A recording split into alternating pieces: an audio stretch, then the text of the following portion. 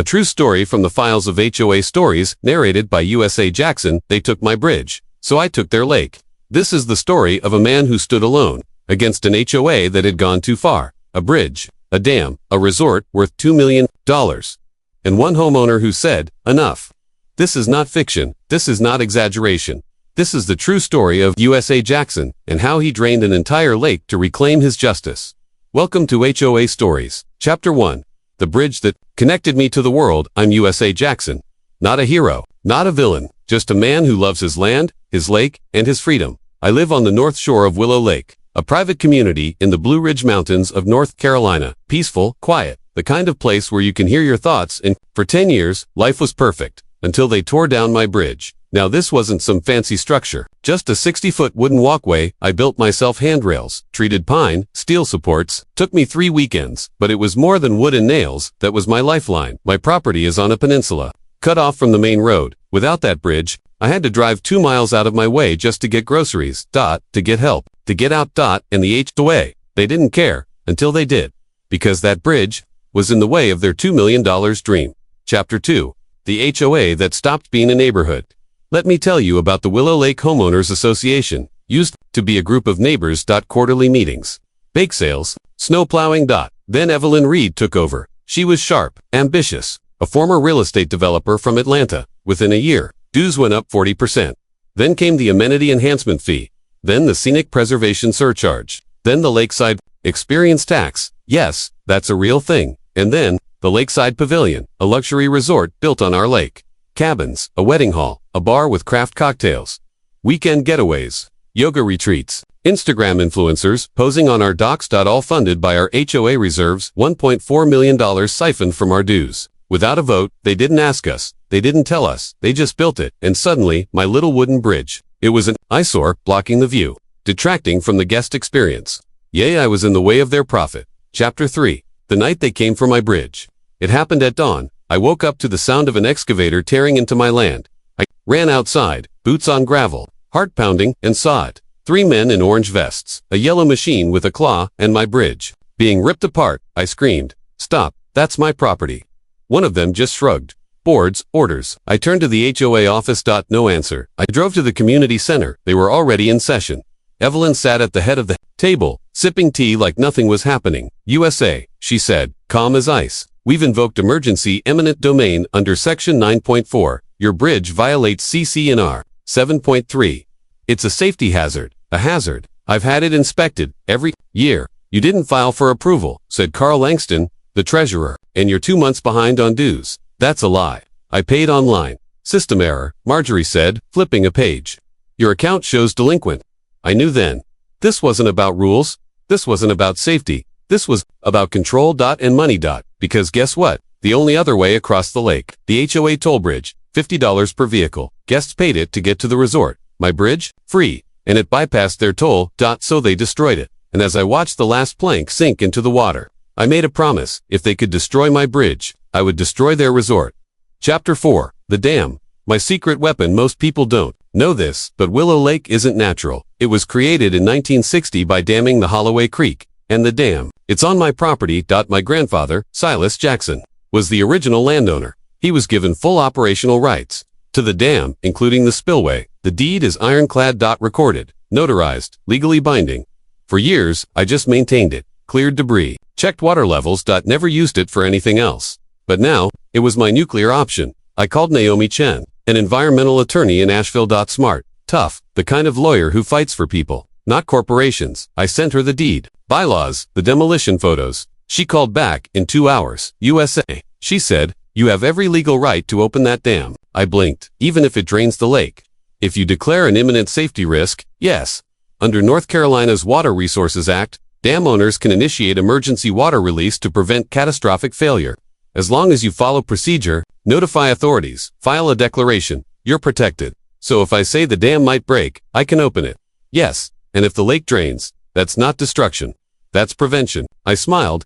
Game on. Chapter 5. The Declaration of Emergency. 2 days later, I filed the emergency water release notice with the NC Department of Environmental Quality. It stated, Due to observed stress fractures in the northern abutment and sustained rainfall, IUSA Jackson, owner and operator of the Willow Lake Dam, declare an imminent risk of structural failure. In accordance with NCGS Section 143 to 215.78, I am initiating a controlled release via the primary spillway to prevent disaster.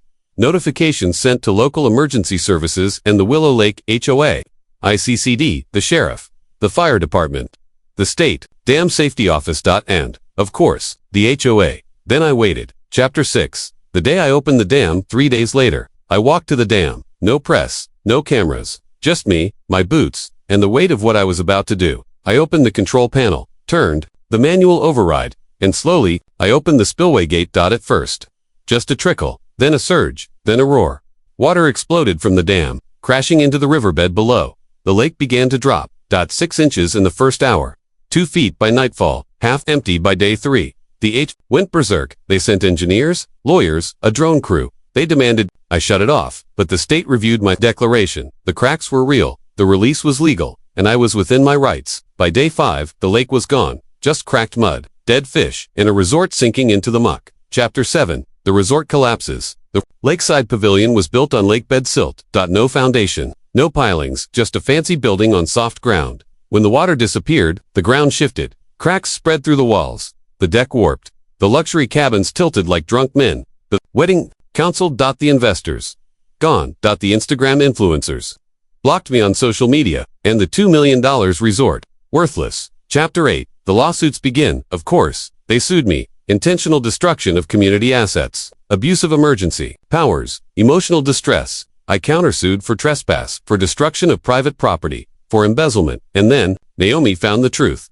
Chapter 9. The empowerment exposed the HOA's financial records were a crime scene. Over 5 years, $1.4 million in reserve funds had been funneled into a shell company, Lakeside Development, LLC. Owned by Evelyn Reed and Carl Langston. They didn't just build the resort, they stole from us to build it. No vote.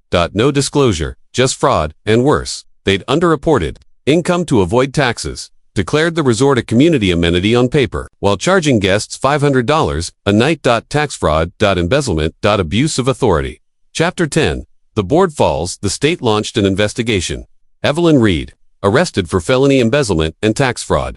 Carl Langston, indicted. Marjorie, resigned. In disgrace, the HOA was dissolved by court order. Their assets seized, the resort demolished, and me cleared of all charges. The court ruled. USA Jackson acted within his legal rights as dam operator. The HOA's destruction of the private bridge was unlawful. The water release was a reasonable response to documented structural concerns. In other words, I won. Chapter 11. The Reckoning. The story went viral. USA Jackson drains lake in HOA revenge. Fox News. The man who flooded back. The Washington Post. HOA versus the American dream. 60 Minutes. I didn't want fame. I just wanted justice. But something bigger happened. Homeowners across the country started fighting back. In Florida, a man sued his HOA for banning his flag. In Texas, a woman exposed illegal fines. In California, a group dissolved their HOA after discovering embezzlement. And it all started with one bridge. Chapter 12. The Reform Movement. Because of this case, 17 states introduced new laws, HOA, Transparency Acts requiring public financial disclosures, emergency power protections, preventing abuse of authority, homeowner due process, rights banning secret fines and demolitions. Congress even held hearings. I testified. Mr. Jackson, the senator asked, why did you do it? I looked into the camera.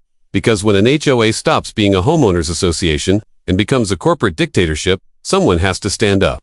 And that someone, I said, was me. Epilogue. The bridge is back. The lake refilled. Slowly. The state repaired the dam. The community rebuilt, democratically, and today, there's a new bridge. Wider, stronger, made of steel and concrete, with a plaque, the USA Jackson Bridge. Built by the people, for the people. Never again.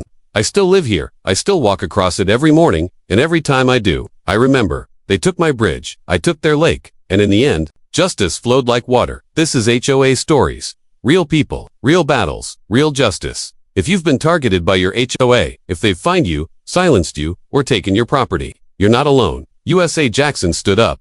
And so can you. Like, subscribe, share this story, because the next chapter might be yours.